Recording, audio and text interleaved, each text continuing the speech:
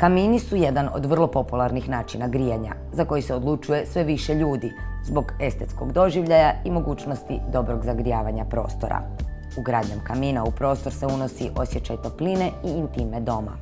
Ako razmišljate o ugradnji kamina u vaš dom, prvo bi trebali vidjeti koji tip i veličina kamina odgovara predviđenom prostoru za ugradnju. Snaga mu se određuje prema prostoru koji treba zagrijati, te prema broju radijatora spojenih na kamin. Ugradnjom kamina sa spremnikom vode, koji se spaja na sistem centralnog grijanja, ostvarit ćete znatnu uštedu u troškovima grijanja u budućnosti, a vaš kamin će i dalje stvarati toplinu u vašem domu i biti vizualno dopadljiv. Posebno konstruirana vrata sa vatrostavnim staklom se ne čađe i uopće nije potrebno čišćenje stakla, što je bio čest slučaj kod starih kamina.